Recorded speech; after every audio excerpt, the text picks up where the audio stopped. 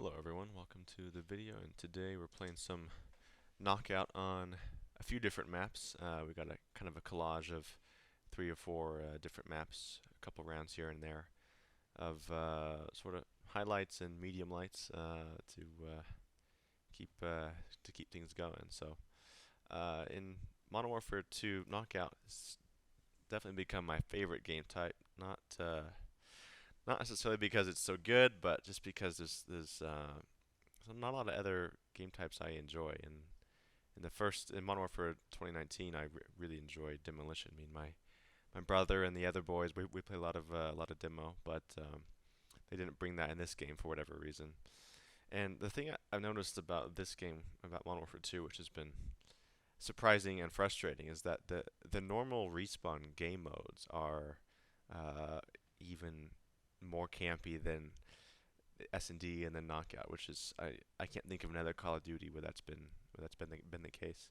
Um, Interestingly enough, I feel like I have more freedom to move around and to make plays in this game mode and in S&D sometimes than I do in normal domination or team deathmatch, because everyone just seems to be camping up. So in this game here, we were down 0-4, and all of my teammates left except one, which, as you'll see in a minute, I kind of wish he had left earlier too. But we had a couple good rounds to make things interesting. So um, it's one of the things about this game mode in particular. I've lost a lot to teammates making really stupid decisions with the package, and that's one thing people don't seem to understand about knockout is say it's like like a 4v2 situation, and you guys have the four alive and you guys have the package. The teammate who takes the package often runs away by himself to the corner of the map thinking that that's safe.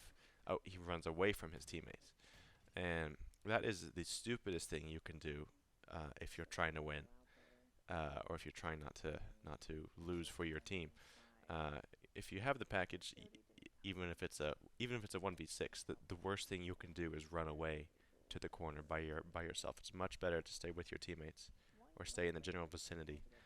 And I like to take advantage of that when I'm in like a 1v4, 1v6 situation. Of a lot of times the guy with the package will just run away to the corner, and I'll be able to take him out and grab the package the last second and win the round. Which is one of the things I like about this game type, because there's a little bit of sort of chess element in terms of uh, you being able to pull out a win, a improbable win of a round or a game. If the other team makes a poor decision, you're able to take advantage of it. Um, so that's one tip if you're playing knockout. Uh, if you have the package, try and stick around your team. Otherwise, you can have some pretty embarrassing losses that are very easily avoided. But there's also something to keep an eye out of. If you're caught in a 1v3 or 1v4 situation, it's not necessarily the end of the world. It's good to see if you can narrow down your decisions and see if someone from the other team is who has the package is being kind of stupid with it, and you might be able to get an opportunity to steal a round or possibly even the game. So case in point, right here in that round, my teammate and I were live, and I had a VTOL up over the package, and he went to go take the package. I thought he was going to bring it back to me, which would have been a great play because we had the VTOL covering us, and I got claymores in there. But no, he ran to the corner of the map, the other corner of the map, looking for the one guy who was left, and ultimately got killed. And I don't know if we would have won the game, but coming back from 0-4 is hard enough with your teammate, with one teammate, and with them taking the package away at the wrong time. So, and this one's from Shoot House. This Shoot House has actually become my favorite map for knockout in this game, which I didn't think would be possible because Shoot House is definitely rewards camping and positional advantages a lot, but somehow I feel like I can move around more than on the other maps, which might be more to say about, might be more of an indictment on the other maps. Kind of another year of lackluster maps as far as Call of Duty is concerned. But no, but knockout's been really fun. One other thing about Knockout too is I see a lot of teammates use basic kill streaks with the kill streak system where they have 4 or 6 kills or 8 kills for their kill streak. And I think Knockout is the easiest game mode, one of the easiest game modes to get score streaks, to get kill streaks. And you'll see right here a case in point of I almost always run a smoke, and I'm always running the score streak system, not the kill streak system, because especially if you're playing smartly, your teammates are going to die a lot, but you'll have the opportunity to res them for kill streak for score streak points. And I remember I was playing a game last night actually where I got a VTOL, an otherwise 1,000-point score streak, with only 3 kills. I had three kills. I think I had 6 revives, and my hardline kicked in that same round. So definitely, if you want to cheat out some score streaks, even if you can get to a UAV in round 2 of the knockout game, that's a huge advantage because no one's gonna have ghost in round 2. So if you have a good round 1, your hardline perk will kick in round 2. Maybe you get a couple kills and you get a couple revives, and you already have a UAV. And then one of the things about this game, especially with the perk system, with ghost being taking a while, that third perk taking a while to activate, is that once you get a UAV up, it can be even though it might seem small, it's a really significant momentum play for your team, and allows you to make plays, especially when you're guaranteed if you get it in round 2 or 3. Here I get killed by this new shotgun, which is absolutely ridiculous.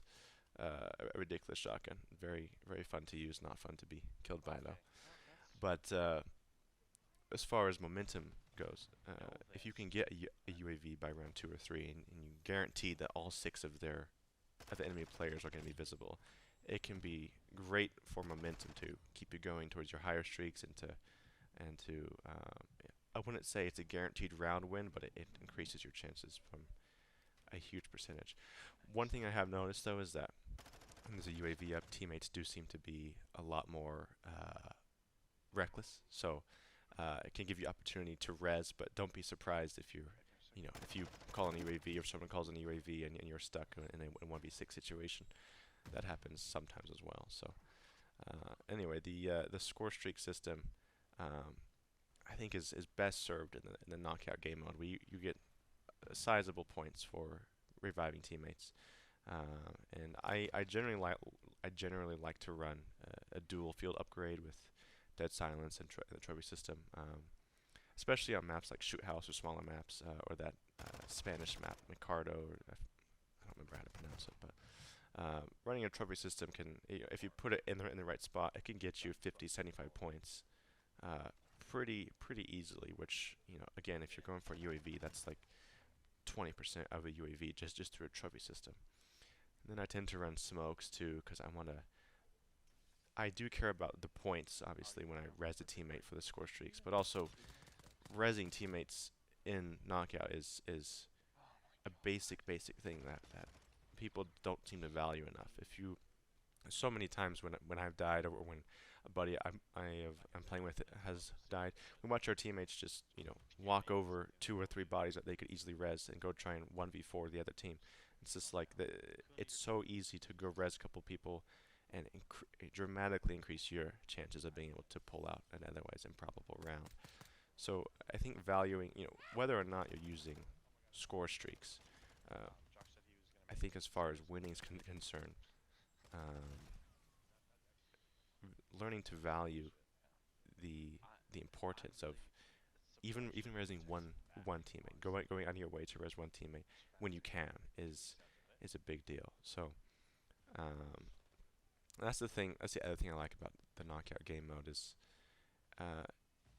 even though you might often be down, you're never out because of that res mechanic, and it kind of forces you, if you want to pull out improbable victories, it forces you to really apply a little chess approach to otherwise, a Call of Duty game that might otherwise be characterized as run and spam, even though, again, this particular Call of Duty is more campy. So anyway, folks, thanks for watching, and we'll see you guys in the next video.